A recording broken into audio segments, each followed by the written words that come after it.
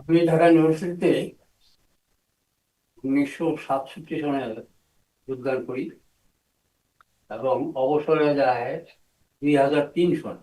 এই সময়টাতে ঢাকা ইউনিভার্সিটিতে আমার অদ্ভুত সময় কাটছে। এটা মানে আমি বলতে পারবো না যে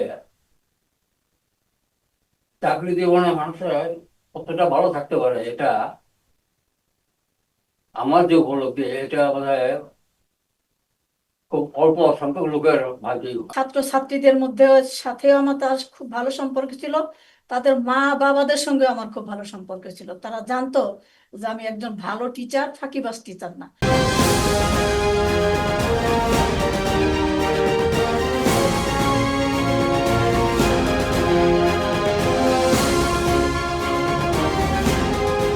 এমন দেশটি কোথাও খুঁজে পাবে না তুমি, সকল দেশের রানী সে যে আমার জন্মভূমি। আমার দেশ সকল দেশের রানী না রাজা, তার চেয়ে বড় বিষয় হচ্ছে জননী জন্মভূমি স্বর্গের চেয়েও শ্রেষ্ঠ। কিন্তু আমরা সেই প্রিয় মাতৃভূমি ছেড়ে জীবন এবং জীবিকার তাগিদে হাজার হাজার মাইল দূরে এই প্রবাসে স্থায়ীভাবে বসবাস করছি। উন্নত জীবনের আশায় আমরা পাড়ি জমিয়েছি এই প্রবাসে। শুধু তাই নয়, আমরা আমাদের স্বার্থেই বা আমাদের পরিবার পরিজন, আত্মীয় স্বজন, আমাদের বাবা মা ভাই বোন, তাদেরকেও আমরা এদেশে নিয়ে এসেছি এবং তাদেরকে এদেশে স্থায়ীভাবে বসবাসের সুযোগ করে দিয়েছি। কিন্তু যারা আমাদের সঙ্গে এসেছেন, আমাদের বাবা মা, আত্মীয় ভাই বোন, তারা তাদের শৈশব, কৈশোর, যৌবন এবং তাদের কর্মজীবনের অধিকাংশ সময়ই তারা পার করেছেন তাদের প্রিয় মাতৃভূমিতে।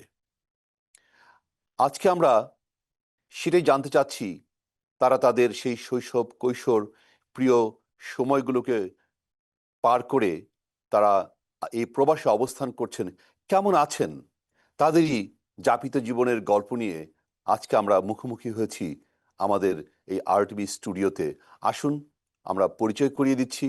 আমাদের সঙ্গে আছেন আজকে আমাদের দুজন সম্মানিত অতিথি, কাজী ফজলুল করিম, তিনি রিটায়ার্ড ডেপুটি রেজিস্ট্রার, ঢাকা বিশ্ববিদ্যালয়। আমাদের সঙ্গে আছেন মনোয়ারা বেগম, রিটায়ার্ড শিক্ষক, আগারগাঁ আদর্শ উচ্চ বিদ্যালয়, শেরেবাংলানগর। আসসালামু আলাইকুম, কেমন আছেন আপনারা? ভালো আছেন? আজকে আমরা আপনাদের সঙ্গে আপনাদেরই যাপিত জীবনের গল্প, কেমন আছেন এখানে, কেমন ছিলেন দেশে, এসব নিয়ে আপনাদের সঙ্গে আলাপচারিতা করব এবং আমাদের দেশের আরটিভির দর্শক শ্রোতা যারা আছেন তাদেরকে আপনাদের সম্পর্কে, এই প্রবাস জীবন সম্পর্কে কিছুটা অবহিত করবার চেষ্টা করব। আমি প্রথমেই জানতে চাইব, আঙ্কেল, আপনি একটু বলুন, আপনারা বাংলাদেশ থেকে এই দেশে কবে এসেছেন? 2019 সনে মার্চ মাস। আচ্ছা আচ্ছা, 2019 সালের মার্চ মাসে। আহ, আন্টি, আমি একটু জানতে চাচ্ছি যে আপনারা কিভাবে এদেশে এসেছেন? আপনারা তো ইমিগ্রান্ট হয়ে এদেশে এসেছেন। কে আপনাদেরকে ইমিগ্রান্ট করে নিয়ে এসেছে এদেশে? আমার ছেলে ইমিগ্রান্ট করে নিয়ে এসেছে। কি নাম আপনার ছেলের? কাজী আতিকুল করিম ইপক। কাজী আতিকুল করিম ইপক। উনি কি করছেন এখানে? এখানে কারেকশন অফিসার হিসাবে কাজ করছেন, সরকারি চাকরি করছেন। খুব ভালো, খুব ভালো, কারেকশন অফিসার। কে কে আছে আপনার ছেলের ফ্যামিলিতে এখানে? ছেলে, ছেলের বউ, এক একজন আহ নাতি, আচ্ছা আচ্ছা তো দুইজন নাতনি আছে। আচ্ছা। এখানে আপনারা আসলে কি করছেন? আপনাদের কোনো কাজকর্ম তো করেন না নাকি? সম্পূর্ণ রিটায়ার্ড জীবনীয় পালন করছেন, এখানে কোনো কাজের সঙ্গে কিন্তু আপনারা সম্পৃক্ত না, জড়িত না। তাদের সঙ্গে সম্পৃক্ত। তাহলে বাসায় আপনাদের সময়টা কিভাবে কাটান আপনারা? সময় কাটে, আমি বেশিরভাগ সময় নামাজ কোরআন, ছোট ছোট বই আছে, ওজিফা বই, বিভিন্ন দোয়া দরুদ, এগুলো নিয়ে সকালে অনেকক্ষণ, প্রায় 1 ঘন্টা 2 এগুলো নিয়ে থাকি। তারপরে টাইম মতো গোসল, এরপরে দুপুরের খাবার, এরপরে বিকালের বেলাও আমি আবার ওইসব নিয়ে বসি, নামাজ কোরআন। আচ্ছা আচ্ছা আবার আচ্ছা, আমার নাতিটাকে আমি কোরআন পড়াই। খুব ভালো। এগুলি নিয়ে সময় কাটে। ছোট্ট নাতনি আছে, ওদেরকেও দেখাশোনা করি। দেখাশোনা মানে জাস্ট আদর করা, কোলে নাও এই। আচ্ছা, খুব ভালো, খুব ভালো। ছেলের বউ অনেক হেল্প করে আমাদেরকে। তো আঙ্কেলের কাছে যাচ্ছি যে আমি যেমনটি বলছিলাম যে আপনি আপনার পরিচয়টি পেয়েছি, তারপরেও আপনার কাছ থেকে আমি জানতে চাচ্ছি যে আপনি তো ঢাকা বিশ্ববিদ্যালয়ের ডেপুটি রেজিস্ট্রার হিসেবে রিটায়ার করেছেন। আপনার কর্মজীবন সম্পর্কে যদি আমাদেরকে কিছুটা বলতেন সংক্ষেপে, কেমন ছিলেন সেখানে, কেমন লাগতো, আপনার কর্মজীবন কবে শেষ করেছেন, আমাদেরকে যদি একটু বলতেন। আমি ঢাকা ইউনিভার্সিটিতে 1967 সনে যোগদান করি এবং অবসরে যায় 2003 সনে। এই সময়টাতে ঢাকা ইউনিভার্সিটিতে আমার অদ্ভুত সময়, যেটা মানে আমি বলতে পারবো না যে চাকরি জীবনে মানুষের কতটা ভালো থাকতে পারে। এটা আমার যে উপলব্ধি, এটা বোধহয় খুব অল্প সংখ্যক লোকের ভাগ্যেই। আচ্ছা, তার মানে আপনি আপনার কর্মজীবনকে ভীষণভাবে উপভোগ করেছেন। এটি কিন্তু একটি অনেক বড় ব্যাপার। কাজের জায়গায় আমরা যারা কাজ করি, যেখানেই কাজ করি না কেন, যেখানেই চাকরি করি না কেন, কাজের জায়গার পরিবেশ এবং এই যে একটা মানসিক প্রশান্তি কাজের জায়গায়, সেটি যদি মানুষের থাকে তাহলে কিন্তু কাজের জায়গাটা উপভোগ করা যায়, আনন্দ উপভোগ করা যায়। কাজ তো আসলে আমরা করতে হয় জীবিকার তাগিদে, কিন্তু পাশাপাশি সেটিকে যখন মানুষ উপভোগ করতে পারে সেটি কিন্তু একটা অনেক বড় ব্যাপার, অনেক মজার ব্যাপার। তো আপনি আপনার কথায় বুঝতে পারলাম আপনি আপনার কর্মজীবনকে আপনি উপভোগ করেছেন। অবশ্যই এটি সবার সৌভাগ্য হয় না, এটি আপনার সৌভাগ্য যে আপনি উপভোগ করেছেন। আমি একটু জানতে চাচ্ছি আপনাদের গ্রামের বাড়ি কোথায়, কোথায় আপনি বড় হয়েছেন? আমার গ্রামের বাড়ি টাঙ্গাইল জেলার মির্জাপুর উপজেলায়।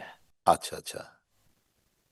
এটা টাঙ্গাইল জেলার সর্বদক্ষিণে। হ্যাঁ চিনি, সেটা চিনি। মির্জাপুর খুব পরিচিত একটি জায়গা। আম, পড়াশোনা ওখানেই? পড়াশোনা ওখানেই।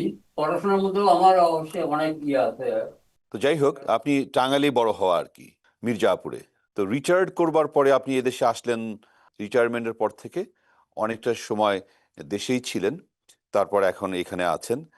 তো আন্টি আপনার দেশে তো আরো এক ছেলে এক মেয়ে আছেন। তো আপনি তাদের সঙ্গে কি আপনার নিয়মিত যোগাযোগ হয়? বা এখন তো কথা বলা খুব সহজ। একসময় তো এখান থেকে কথা বলাটা দেশে খুব কঠিন ছিল, কিন্তু এখন যোগাযোগ ব্যবস্থাটা এতটাই সহজ এবং সুবিধা যে খুব সহজেই কথা বলা যায়। তো নিশ্চয়ই তাদের সঙ্গে প্রতিনিয়ত যোগাযোগ হয়, ছেলে মেয়েদের সঙ্গে। তাদেরকে মিস করেন কিনা? বিশেষ করে আমার ছোট দুইটা নাতি আছে, ছেলের ঘরে দুইটা নাতি আছে, আহারে। খুব চঞ্চল, আচ্ছা আচ্ছা আচ্ছা। 9-10 বছর এরকম বছর। দাদির আদর থেকে তারা কিছুটা বঞ্চিত। তো হওয়ার জন্য তারা খুব ফিল করে আমাকে। আপনিও নিশ্চয়ই ফিল করেন তাদেরকে। স্বাভাবিক, ফিল করা তো খুবই স্বাভাবিক।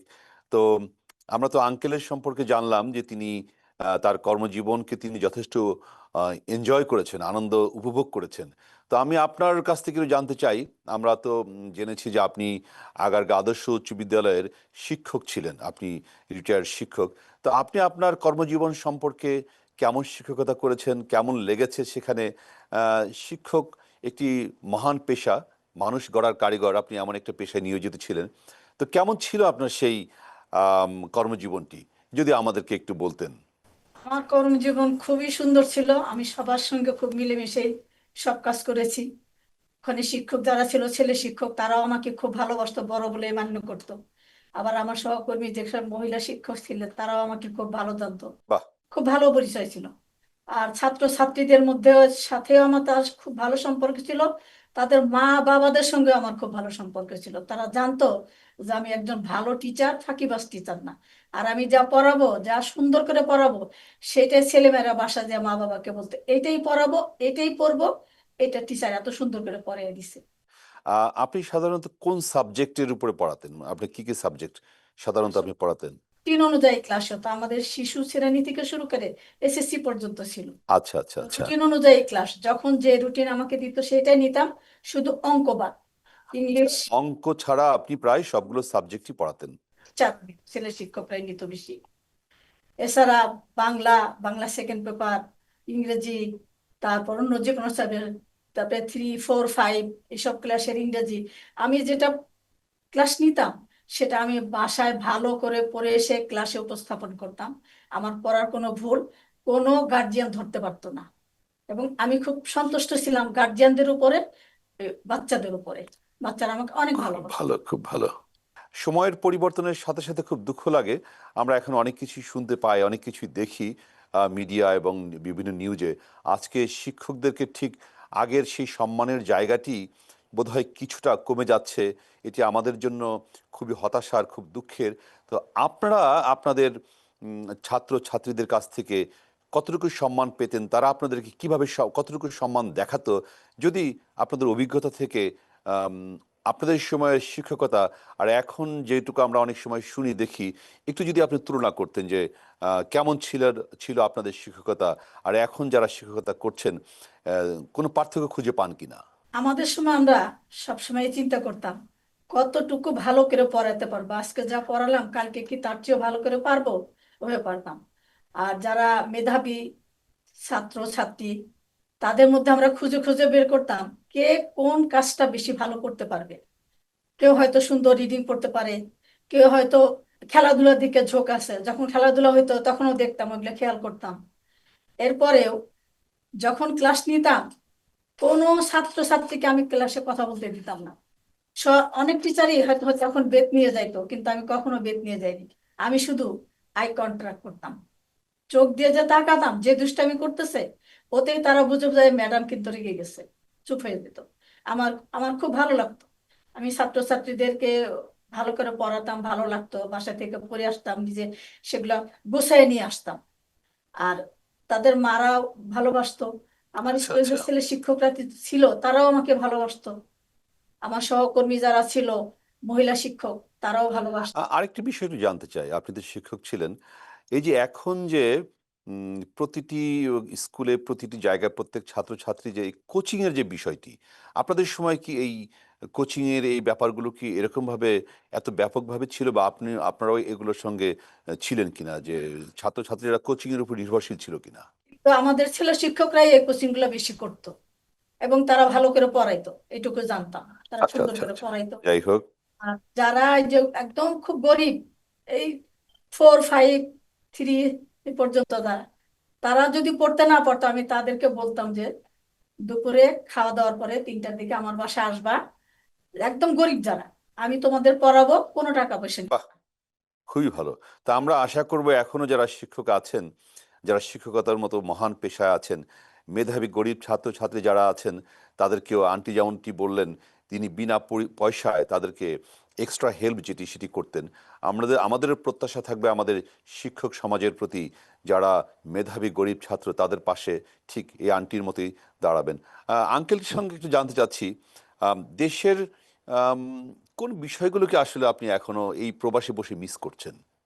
যদি আমাদেরকে একটু বলতেন যে দেশের এমন কোনো বিষয় যা আপনাকে এখনো আপনার স্মৃতিকে নাড়া দেয়, বা আপনি স্মরণ করেন, আপনার আম, মনে এখনো নাড়া দেয়, এরকম কিছু আছে, কোনো স্মৃতি, কোনো কিছু যা আপনাকে তাড়া করে?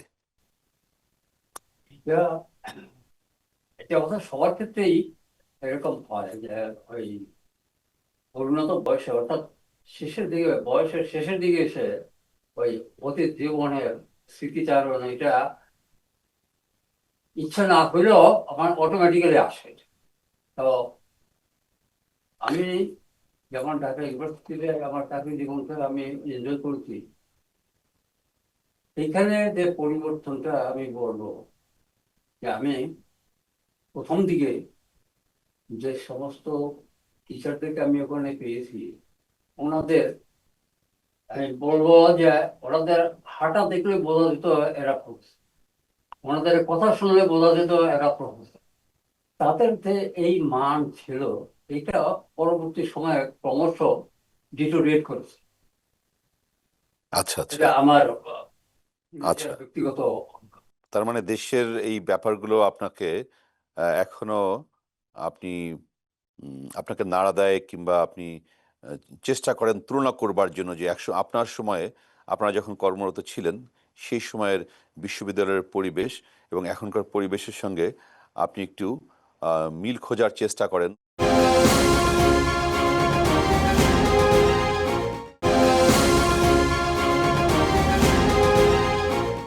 আন্টিকে আমি একটু জিজ্ঞাসা করছি যে এই যে এখানে আছেন, বা আঙ্কেল দুজনকেই বলি, যে এখানে এটি তো আপনার আমাদের দেশ থেকে অনেক দূরে মার্কিন যুক্তরাষ্ট্র, এই দেশে আপনাদের ধর্মীয় স্বাধীনতা, ধর্মীয় চর্চা বা চলাফেরায় পোশাক আশাকে কোথাও কখনো কোনো বাধার সম্মুখীন বা কোনো সমস্যায় পড়েন কিনা? বাহিরে যখন বের হন রাস্তাঘাটে বা মসজিদে যান বা বিভিন্নভাবে চলাফেরা করেন, কখনো কি মনে হয়েছে যে কোথাও কোনো বাধার সম্মুখীন বা কোনো সমস্যা মনে করেন কিনা বা কোনো বিব্রত বোধ করেছেন কিনা কোথাও কোনো? এরকম কখনো মনে হয়েছে আপনাদের? হয় কিনা? না, এরকম কোনো মনে হয় না। আমরা মাঝে মাঝে মসজিদে যাই নামাজ পড়তে, আমাদের ড্রেস পরেই আমরা যাই, আমাদের বাংলাদেশি ড্রেস পরেই যাই, কিন্তু কোনো সমস্যা হয় না। ওখানে গেলেও মসজিদে যারা থাকে তারাও আমাদের খুব সম্মান করে। অর্থাৎ আপনারা যখন আমাদের ধর্মীয় পোশাকে রাস্তা দিয়ে হেঁটে চলে যান, নিশ্চয়ই আপনাদের যে এলাকায় বসবাস করেন সবাই তো আর আমাদের বাংলাদেশি বা মুসলমান নয়। ভিনদেশিরা মানে এই দেশের মানুষজন আপনাদের এই যে ধর্মীয় পোশাক বা আপনাদের যে আম, যে পোশাকে আপনারা চলাফেরা করেন বা মসজিদে যান, এতে করে কখনোই আহ, এদেশের কারো কাছ থেকে কোনো ধরনের কোনো বৈষম্য বা কোনো ধরনের কোনো বিদ্রূপ বা কোনো ধরনের কোনো সমস্যা আপনাদের পড়তে হয়নি। তার মানে আপনারা যথেষ্ট ধর্মীয় স্বাধীনতা বা চলাফেরার অবাধ স্বাধীনতা আপনারা ভোগ করছেন। আপনার দেশে থেকে কি কখনো মনে হয়েছে যে আমেরিকাতে এতটা স্বাধীনতা, সবকিছুর সুযোগ সুবিধাগুলো আপনারা পাবেন, দেশে থেকে আপনাদের এখানকার সম্পর্কে এই ধারণাগুলো ছিল? এখানকার সম্পর্কে এখানে না আসলে এই ধারণা আমাদের হতো না। আমরা খুব তখন এগুলো কিছুই বুঝি নাই, আচ্ছা, এখানে আচ্ছা, আসার পরে বুঝতেছি যে না, ভালো। আচ্ছা, আচ্ছা। তা আপনাদের তো যথেষ্ট বয়স হয়েছে। শারীরিকভাবে আপনারা কেমন আছেন? যখন শারীরিকভাবে কোনো অসুস্থতা অনুভব করেন, এখানকার যে ডাক্তারি যে সেবা, চিকিৎসা সেবা, এটি পর্যাপ্ত কিনা? মানে ভালো চিকিৎসা সেবা পান কিনা? এখানকার হসপিটাল বা ডাক্তারের থেকে আপনার চাহিদা অনুযায়ী বা আপনার প্রত্যাশা অনুযায়ী সেবাটা পান কিনা? অসুস্থ না হওয়া পর্যন্ত ডাক্তার কাছে যাই না, কিন্তু আচ্ছা, আচ্ছা, এখানে রেগুলার স্বাস্থ্য পরীক্ষা করতে হয়। এটা ভালো সিস্টেম। আচ্ছা, আচ্ছা। এখানে ডাক্তার কাছে যাওয়ার জন্য অসুস্থ হওয়ার প্রয়োজন হয় না। সুস্থ অবস্থাতেও রেগুলার এই চেক আপ করতে হয়। অর্থাৎ আপনাদের একটা রুটিন, এটা খুব ভালো। হ্যাঁ, হ্যাঁ, একটা রুটিন চেক আপ যেটা প্রতি ৩ মাস অন্তর, অন্তর ডাক্তারের কাছে আপনাদেরকে যেতেই হয় এবং বিভিন্ন ব্লাড রিপোর্ট এটা সেটা এগুলো করতেই হয়। যেটা এই বয়সের জন্য অত্যন্ত জরুরি। এটা তো এটাকে আপনি কিভাবে দেখেন? এই যে এখানে যে ডাক্তারি সুযোগ সুবিধাগুলো, চিকিৎসা সেবা যেটা আপনি পান, এদেশের সরকারই তো এই ব্যবস্থাগুলো করে দিচ্ছে। তো এটাকে আপনি কিভাবে দেখেন? এই যে সুবিধাটা স্বাস্থ্যসেবা যেটা আপনি পাচ্ছেন? এটা কি কৃতজ্ঞ যে তারা এটা যথেষ্ট ইয়া সচেতন এই ব্যাপারে। আর এখানে আরেকটা জিনিস আমার কাছে আমি ফিল করি, সেটা হলো যে এখানে খাওয়া দাওয়ার ব্যাপারে কোনো রকম সংকোচ করার কোনো ইয়ে নাই, যে এখানে ওই খাবার একসঙ্গে অন্য কোনো কিছু মিশিয়ে দিয়েছে কিনা, যেটা অনেক আচ্ছা, সময় আচ্ছা। আমরা বাংলাদেশে।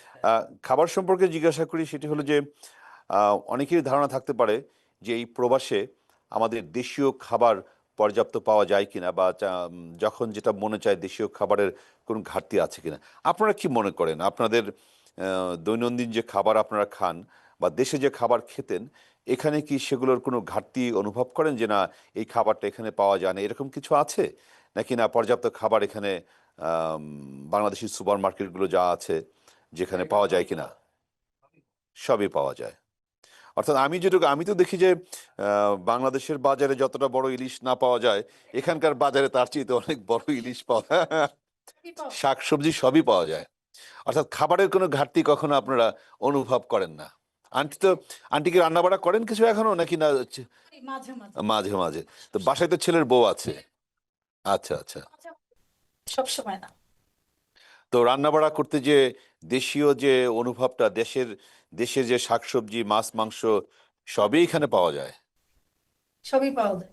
আর সবচেয়ে হলো যেখানে ওই ফরমালিন দেওয়াটা, ওই দেশের, আমাদের দেশে অবশ্য ফরমালিনটা বেশি থাকে, এখানে এই জিনিসটা নাই। আচ্ছা, মানে এখানে স্বাস্থ্যসম্মত খাবার পাওয়া যায়, পর্যাপ্ত ফলমূল পাওয়া যায় চাইলেই, মাছ, মাংস শাকসবজি। কিছু। আচ্ছা, আচ্ছা, আচ্ছা। আম, এখানকার পরিবেশগুলো আপনাদের কেমন লাগে? আপনারা যখন বাহিরে বের হন, বিশেষ করে শীতের দিনে তো কিছুটা কষ্ট আমি জানি। এখন তো স্নো পড়ে রাস্তাঘাট একেবারেই একাকার। এটা আপনাদের মতো সবার জন্যই কিছুটা কষ্টের এই স্নোটা। কিন্তু যখন সামার টাইমে যখন একটু ওয়েদারটা ভালো থাকে, তখন কেমন লাগে আপনাদের এখানে বাহিরের যে সুন্দর রাস্তাঘাট, পার্ক এখানে বেড়াতে যান আপনারা কখনো? যাই, অনেক মজা হয়। পিকনিক, তারপরে পিঠা উৎসব। আচ্ছা, আচ্ছা। উৎসবগুলো আমি এ ব্যাপারে একটু কথা বলি। যেমন আমাদের দেশে যখন আপনারা ছিলেন, বিভিন্ন উৎসবে ধরুন ২ টো ঈদ থাকে বা পহেলা বৈশাখ সহ বিভিন্ন যে রমাদান, এই যে উৎসবগুলো দেশের মানুষ যেভাবে উদযাপন করে, এই দেশে, এই প্রবাসে এইসব উৎসব উদযাপনের ক্ষেত্রে আপনাদের কখনো কি মনে হয়েছে যে দেশের চাইতে আপনারা অনেকটা পিছিয়ে আছেন বা মনের দিক থেকে কখনো একটু দুর্বল অনুভব করেন কিনা, যে কিছুটা ঘাটতি আছে কিনা, এরকম কখনো মনে হয় যে এই প্রবাসে ঈদ উদযাপন কিংবা রোজা কিংবা পহেলা বৈশাখ বা অন্যান্য যে সমস্ত উৎসবগুলো আছে, কিভাবে এখানে সেলিব্রেট করেন আপনারা বা সুযোগ সুবিধা আছে কিনা? ঘনিষ্ঠ আত্মীয় স্বজন না থাকলেও এইখানে যাদের সঙ্গে আমাদের মোটামুটি এই জানাশোনা, তাদের কাছ থেকে আমরা যথেষ্ট সহযোগিতা পাই। এবং এখানে আমাদের ওইটা ওই মানে দুঃখ করার মতো কোনো অবস্থা এখানে হয় না। কারণ এখানে মোটামুটি আমরা দেশে যে সমস্ত জিনিস উপভোগ করতাম, এখানেও সেগুলো সম্ভব। অর্থাৎ আপনি বলতে চাচ্ছেন যে এই প্রবাসে হয়তো সকলের রক্তের সম্পর্কের আত্মীয় হয়তো সেরকম যদি নাও থাকে, কিন্তু একটি সামাজিক বন্ধন, বন্ধু বান্ধব বা এলাকার মানুষজনের মধ্যে একটি সামাজিক বন্ধন আছে অনেক বেশি, যার ফলে বিভিন্ন উৎসবে আপনারা একে অপরের বাড়িতে বেড়াতে যাওয়া বা বিভিন্ন উৎসবে বিভিন্ন কমিউনিটি সেন্টারে যে উৎসবগুলো হয়, বর্ষবরণের উৎসব, পিঠা উৎসব, এগুলো আমিও দেখি যে এখানে যথেষ্ট পরিমাণে হয় এবং এটি সকলেরই একটি মিলন মেলা পরিণত হয়। আপনার ছেলের বউ, ছেলে তো চাকরি করে, আমরা যেমনটি শুনছিলাম কারেকশন অফিসার। ছেলের বউ এখানে এখন সে কি হাউস ওয়াইফ না কিছু কাজ করছে? তো তো এই যে তিন নম্বর মেয়েটা আর কি, আচ্ছা, প্রথম ছেলে, তারপরে মেয়ে, তারপরে মেয়ে। এই মেয়েটা আচ্ছা। দেওয়ার পর আর চাকরিতে এখনো জয়েন করে। বাসাতেই আছে। ওরা কি আপনাদেরকে, ছেলে তো চাকরি করে, সময় দিতে পারে কিছুটা? ছেলে যদি না পারে ছেলের বউ দেয়, সমস্যা হয় না। মাশাআল্লাহ, খুব ভালো। ছেলের বউ যেটুকু সময় দেয় আসলে, এটি তো আমাদের দেশেও এখন সব কর্মব্যস্ত। প্রত্যেকটি বাবা-মারই প্রত্যাশা থাকে যে একটা বয়সে এসে তাদের সন্তানরা তাদেরকে একটু সময় দেবে, তাদের খোঁজ খবর নেবে। আর প্রবাসে তো সবাই ব্যস্ত। তার ফাঁকেও যেটুকু সময় দিচ্ছে, যা সত্যিই মনে রাখার মতো আরকি। তো এখন যথেষ্ট হেল্প করে, এখনো আমাদের করে। আচ্ছা, আচ্ছা, ওই মেয়ের আবার একটা ছেলে আছে, নাতি, আমার একটা নাতি ইংলিশ মিডিয়াম স্কুল থেকে পড়ে আসছো। আমার মেয়েটা ইংলিশ মিডিয়াম স্কুলের টিচার। ওই যে আমার ছোট আর একটা বড় ছেলে রেখে আসছি, ওর যে দুইটা নাতি, ওর নিজের ছেলে, নিজের সংসার, বড় ছেলের সংসার, সবগুলি ও সুন্দর করে দেখে গুছিয়ে রাখে। আমার মেয়েটা এত ভালো, মেয়ের জামাইটাও ভালো। মেয়ের আচ্ছা, আচ্ছা। জামাইটাও খুব হেল্প করে আমাদেরকে। এখানে যে টাকা কোনো সমস্যা হইলে, বা সমস্যা হয় না সাধারণত, কোনো প্রয়োজন হইলে, কোনো কিছু পাঠানো দরকার হইলে, ওই মেয়ের জামাই, মেয়ে খুব হেল্প করে। আর আমার নাতিটাও খুব ভালো, ছাত্র হিসাবে ওর নাতিটা খুব ভালো। অনেক বিষয় আপনাদের থেকে জানলাম। তারপরেও শেষের দিকে আমি ২-১ টি কথা আপনাদের থেকে জানতে চাইবো। আপনারা তো এদেশে আছেন বেশ কয়েক বছর হয়ে গেল, তাই না? 6 বছর। ৬ বছর হয়ে গেল। এই ৬ বছর এদেশে বসবাস করছেন। এই ৬ বছরে এই দেশ সম্পর্কে আপনাদের মূল্যায়নটা আমি শুনতে চাইবো যে, আপনারা দেশে ছিলেন, আপনাদের জীবনের সুন্দর সময়গুলো, শৈশব, কৈশোর এবং আপনাদের কর্মজীবন আপনারা দেশে পার করেছেন। সব ছেড়ে, প্রিয় মাতৃভূমি ছেড়ে, দেশের মানুষকে ছেড়ে এই যে প্রবাসে আছেন, কেমন ফিল করছেন? মানে কেমন লাগে? এই প্রবাসটাকে আপনারা কিভাবে দেখেন? এই দেশে, এই দেশকে কখনো কি মনে হয় যে এটি নিজের দেশ হিসেবে ভাবতে পারেন কিনা? বা এদেশে তো আপনাদের আরো থাকতে হবে। আপনাদের দেশে ফিরে যাবার স্থায়ীভাবে কোনো চিন্তাভাবনা আছে কিনা আমি জানি না। যদি এদেশেই আপনাদের থাকতে হয়, এদেশকে কতটুকু ভালোবাসতে পেরেছেন আমার নিজের দেশের পাশাপাশি? যখন দেশে ছিলাম তখন নিজের দেশকেও ভালো লেগেছে, সেটা তো আর না বলার অপেক্ষা থাকে না। তখন খেলাধুলা, ছোটবেলার বড়বেলার চাকরি, প্রিয় জন্মভূমি। হ্যাঁ প্রিয় জন্মভূমি, এটা তো ভালোই। আর এখানে আসার পর এখানেও ভালো, এখানে আমরা খুব ভালো আছি। আল্লাহ আমাদেরকে খুব ভালো রেখেছেন। আমাদের অসুখ বিসুখ, সেবা, হেলথ কেয়ার, এদেশের সরকার আমাদের সবকিছুই সুন্দর করে আমাদেরকে পাইয়ে দেন, ঘরের ভিতরেই আমাদের সবকিছু চলে আসে। এখানেও আমরা খুব ভালো আছি। অর্থাৎ এই প্রবাসে বসবাস করেও এখানে দেশের যে আনন্দটা বা এই দেশকে আস্তে আস্তে নিজের মতো করে আপনারা আপন করে নেবার যে চেষ্টাটা বা আপন করে অনেকটা নিতেও পেরেছেন নাকি, সেটাই তো? পেরেছি। এদেশকে এখন কিছুটা নিজের দেশ মনে হয়। সেখানে যাওয়ার পর সব দেশি লোকদের সঙ্গে তো আমাদের দেখা হয়। সব দেশের লোকজন আমাদেরই দেশের লোক। মানিকগঞ্জ, টাঙ্গাইল, বিভিন্ন রাজশাহী, ডিস্ট্রিক্টের বিভিন্ন অঞ্চলের। একসঙ্গে হই, তখন মনে হয় যেন আমরা বাংলাদেশে আছি। আসলে এই এত দেশটার এই দেশটার ইতিহাসটাই এরকম যে পৃথিবীর বিভিন্ন দেশ থেকে মানুষ এসেই এদেশে স্থায়ীভাবে বসতি স্থাপন করে এবং বিভিন্ন জাতির, বিভিন্ন ধর্মের, বিভিন্ন গোত্রের মানুষ সংমিশ্রণ হচ্ছে এই দেশ। বিশেষ করে নিউ ইয়র্ক সিটি তো আহ, এমন একটি শহর যেখানে পৃথিবীর বিভিন্ন দেশ থেকে বিভিন্ন ভাষাভাষী মানুষ, বিভিন্ন বর্ণের, বিভিন্ন গোত্রের মানুষের সংমিশ্রণের ফলে এটি এই জাতিটি গড়ে উঠেছে। তো আমরাও এই আহ, নিউ ইয়র্ককে অথবা এই যুক্তরাষ্ট্রকে আমরা আমাদের দেশ হিসেবে এখন ভাবতে শুরু করি। কারণ আমরা এই দেশকে যদি ভালো না বাসি বা আমাদের দেশের পাশাপাশি, তাহলে আমরা এখানকার মূলধারার সঙ্গে সম্পৃক্ত হতে পারবো না। আজকে আমাদের যে দুজন সম্মানিত অতিথি আমাদের মাঝে উপস্থিত হয়েছেন, তাদেরই সন্তান এখানে নিউ ইয়র্ক সিটি কারেকশন ডিপার্টমেন্টে একজন অফিসার হিসেবে আছেন। হয়তো তার সন্তান আরও বড় কোনো জায়গায় যাবে, এটি আমাদের প্রত্যাশা। আমাদের মানুষ এদেশে স্থায়ীভাবে বসবাস করছেন, তাদের আত্মীয় স্বজন, পরিবার পরিজনদেরকেও এদেশে তারা নিয়ে আসছেন স্থায়ীভাবে বসবাস করবার জন্য। এবং সবচেয়ে আশার আলো হচ্ছে যে আমাদের সন্তানেরা এখানে কিন্তু ভালো করছে, আমাদের সন্তানেরা ভালো স্কুলে যাচ্ছে, আমাদের সন্তানেরা ভালো রেজাল্ট করছে, তারা আরও অনেক ভালো ভালো জায়গায় যাচ্ছে। আমরা হয়তো সেই দিন খুব বেশি দূরে নয়, আমাদের বাংলা ভাষাভাষী মানুষ বা বাংলাদেশিরা যারা এদেশে বসবাস করছি, আমাদের সন্তানেরা একসময় এদেশের অনেক বড় পদে, অনেক উচ্চ জায়গায় তারা আসীন হবে, অনেক বড় বড় ব্যবসায়ী হবে, আছে ইতিমধ্যে, এবং অনেকেই অনেক ভালো করছে। এটি আমাদের প্রত্যাশা। এবং বাংলাদেশের পাশাপাশি এই দেশকেও আমাদের ভালোবাসতে হবে, এই দেশকেও আমাদের আপন করে নিতে হবে।